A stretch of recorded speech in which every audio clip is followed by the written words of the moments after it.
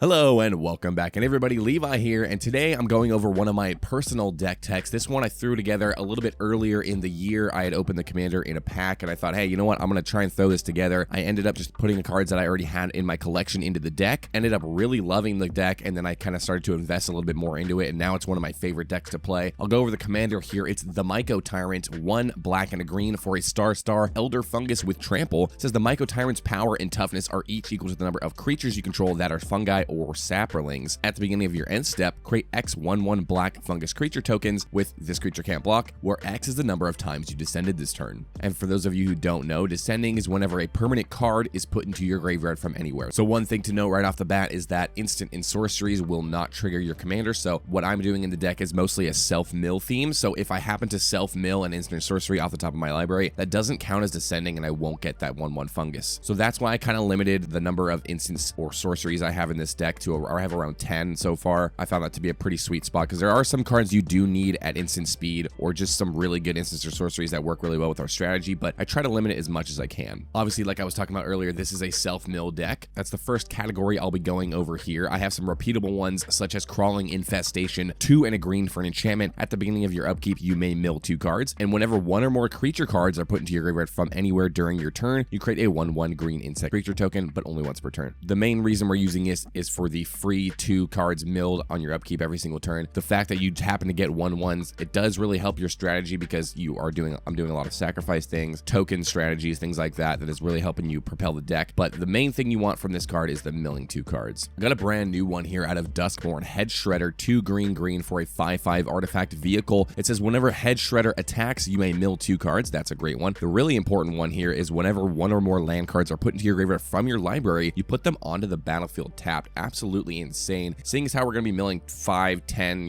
15 cards, however many we can per turn, we're trying to dump as many cards as we can to our graveyard. The fact that we can get those lands out of our graveyard is just insane ramp in this deck. Another somewhat new one here. This one's out of MH3, Ripples of Undeath. I really like this one. 1 and a black for an enchantment. At the beginning of your pre-combat main phase, you mill 3 cards, so even a little bit better than the Crawling Infestation there. But also, you may pay 1 and 3 life, and if you do, you can put a card from among those cards into your hand. So if you happen to mill something that you really need, something that's like not a creature, so it's not as easily recurred, you put that into your hand and you get to reuse it for later. Another fantastic ability that I have littered throughout the deck is Dredge. So I threw in cards like Golgari Grave Troll, 4 and a green for a 0/0 troll skeleton. It says Golgari Grave Troll ETBs with a +1/+1 counter on it for each creature card in your graveyard, which is usually going to be huge. That's useful, but it also says pay 1, remove a +1/+1 counter from Golgari Grave Troll, and then you can regenerate it. But the most important part is you can dredge 6. So if you don't know what Dredge does, basically if this card is in your graveyard, when you go to draw a card, you can instead mill 6 cards and then put this card back in your hand without drawing. So it replaces your draws with self-milling. Dredge is like one of the most insanely strong abilities in this deck that can really help you go off, especially with cards like Life from the Loam, 1 and a green for a sorcery. See, this is one of the very few sorceries I have in the deck, but it's really essential. Return up to 3 target land cards from your graveyard to your hand, and then you dredge 3. So you can keep recycling this in and out of your graveyard. Then I also have some payoffs for self-milling, like Dreadhound, 4 black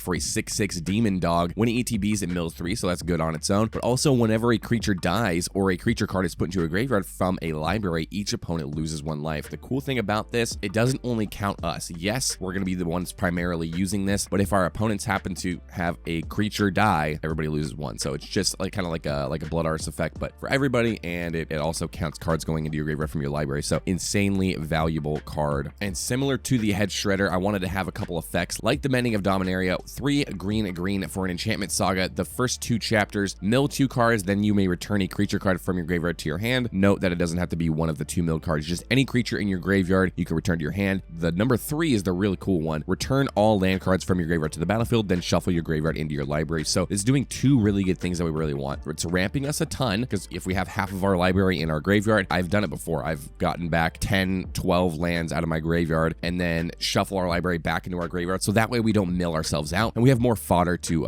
self-mill ourselves to get those fungus tokens. Now, what are we doing with those fungus tokens? Once we have a bunch of them, how can we abuse them and use them in certain ways to get extra value? I have a really interesting card here. Evolutionary Leap, 1 and a green for an enchantment. It says pay a green and sacrifice a creature. You reveal cards from the top of your library until you reveal a creature card, put that card in your hand, and the rest on the bottom. So what this does, you get to pay a green to ditch one of your funguses to grab a creature card out of your library. Obviously, it's random, but you're guaranteed a creature every time. So you're trading out your tokens for actual cards. cards. Insanely good pseudo card draw, I'd say there. Another way we can use them is with Undercity Informer. 2 and a black for a 2/3 human rogue. You pay 1, sacrifice a creature, and target player reveals cards from the top of their library until they reveal a land card, and then they put those cards into their graveyard. So how this works is you sacrifice one of your funguses, you choose one of your opponents, you say you mill until you hit a land. However long that takes, 5 or 6, 7 cards, mill the land. If you have enough mana to do this over and over, you can actually mill somebody out. I've milled out 2 opponents and won the game with this in a 3-player game once. It was amazing. Another really important category, since we are self-milling in this deck, is the recursion. So I have a few cards in here that are really good at recurring creatures, or just cards in your graveyard in general. Back for seconds, up first. 2 and a black for a sorcery with bargain, meaning you can sacrifice one of your tokens to get an additional effect. This card says return up to 2 target creature cards from your graveyard to your hand. If the spell was bargain, though, you may put one of those cards with mana value 4 or less onto the battlefield instead of putting it in your hand. So basically, regrowth 1 creature to your hand and 1 to the battlefield. Really, really strong card there. Similarly, I have Incarnation Technique. 4 and a black for a sorcery with Demonstrate. For those of you who don't know, Demonstrate means you can let your opponent copy this spell, and if you do, you also get a copy. So you get this ability twice if you let one of your opponents have it once, which in my opinion, I do it every single time. It's always worth it. So you mill 5 cards, then return a creature card from your graveyard to the battlefield. More often than not, you're going to be using this to greater effect than your opponent, seeing as how your deck is designed to do this. Not only do you grab 2 creatures out of your graveyard, but you're milling 10 cards for 5 mana. That's creating you potentially 10 funguses with your commander. Absolutely insane. I don't play a lot of battles in my decks, but there's one that's just a perfect fit in this deck. It's Invasion of Chandalar. 3 green for a battle siege with 4 defense. It says when Invasion of Chandalar enters the battlefield, return up to 3 target permanent cards from your graveyard to your hand. So that's always amazing. But also, it flips over into Leyline Surge. It's an enchantment. It says at the beginning of your upkeep, you may put a permanent card from your hand onto the battlefield. Really cool 3-card regrowth effect for 5 mana. And if you get to flip it over, you're just cheating out cool stuff into play all the time. You know, if you only have lands in your hand, that's still good to just ramp 1 extra land every turn. But the fact that you can get out, you know, your Dreadhound or some other 5 or 6 mana creature or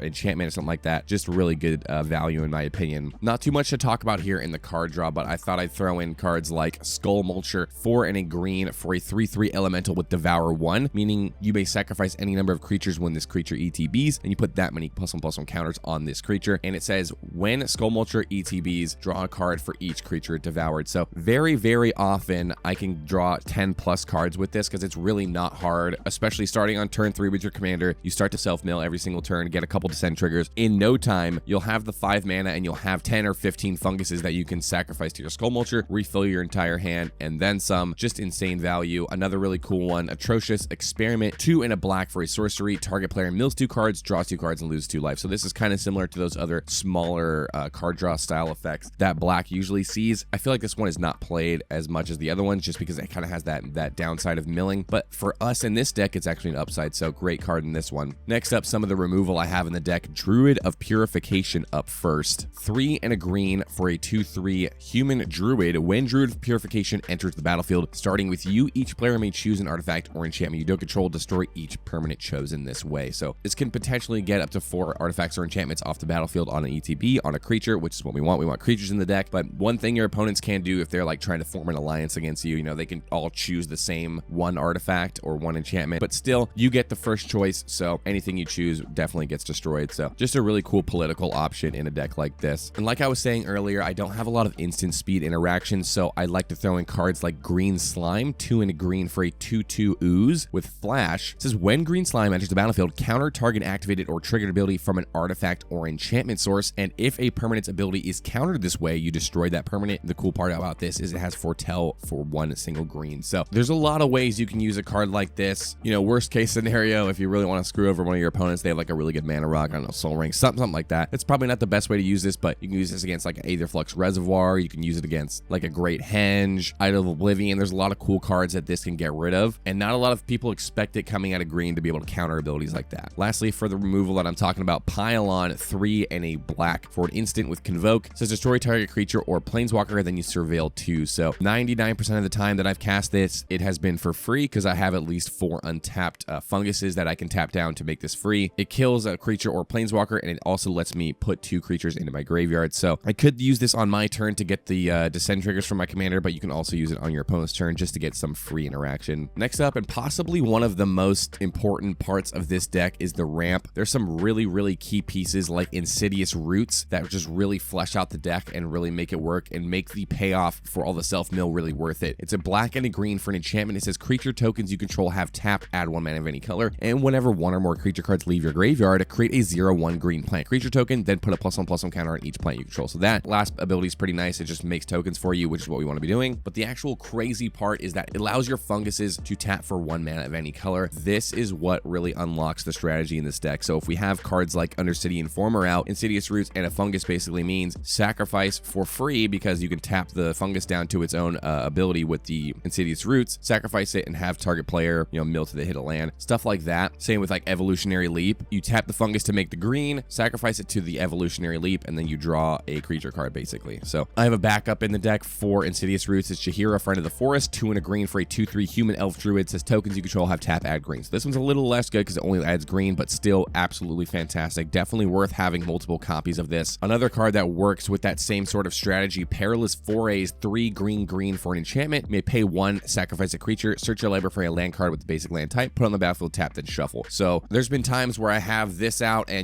10 funguses and one of my opponents goes to board wipe. I'll just tap all of them down, add a bunch of mana, sacrifice all of them, ramp out 10 lands, and I'm totally golden the next turn. I can recast my commander, I can recast all the things I need to do. Super cool synergy with Insidious Roots and the fungus tokens and things like Perilous Forays. Absolutely love the combos you can get into here. Last one I'm talking about here, Scourge Familiar, 4 and a black for a 3/2 Phyrexian Imp with flying. You can discard a card to add a black mana. So if you need to, just discard a few more cards to create a few more tokens to finish off your opponents with like a Mirkwood Bats, sometimes it's worth it to just ditch your whole hand. You can use that mana for some other things. It's more important if we have like, we need those Descend triggers at the end step and we're like just about to be to the finish line, but we're not quite there. Scourge Familiar has helped me in situations like that. And last but not least, I'm talking about the utility here. So first up, I have Elixir of Immortality, somewhat similar to the Mending of Dominaria ability. I like to have a couple effects in the deck that do this just in case I mill myself out, because that is a very real possibility. We're self-milling a lot and it's very possible that we end up with an empty library. So it's a 1-mana artifact. You pay 2, tap it, you may gain 5 life, and then you shuffle Elixir of Immortality and your graveyard into your library. So this effectively just resets your graveyard, lets you start the self-milling train, all over again. And the last card I'm talking about here, absolutely bonkers, Dragon Throne of Tarkir, 4 mana for a legendary artifact equipment. Equipped creature has Defender and pay 2 and tap. Other creatures you control gain trample and gets +X/+X until end of turn, where X is this creature's power and has equipped 3. So if you don't remember, our commander actually grows with the amount of fungus and or saplings we control. So if we have, it's very, very common that I have, a 20 power commander. And if I have the Dragon Throne of Tarkir on there, all I have to do is pay 2 mana, tap down my commander, and all my, let's say 20 funguses become 20/20s with trample. That's basically just GG's at that point if they can't get rid of either the throne or the commander or the board in some way. So that's basically the gist, the kind of little rundown of my Mycotyrant deck. I absolutely love playing this thing. It always does the thing. It's like, I feel like this is one of my most consistent decks. It doesn't always win. It does win quite a bit, but I never feel like it's like too overpowered or too strong while being super consistent. But yeah, if you want to check out the full deck list, I have the Architect link down in the description. Go ahead and give it a click if you want to check out all the cool little interactions I'm doing that I couldn't get to in the video. But that's pretty much all I have for today. Thanks so much everyone for watching. If you made it this far, please leave a like and subscribe for more of my future content. I'll see you guys in the next video. All right, take care.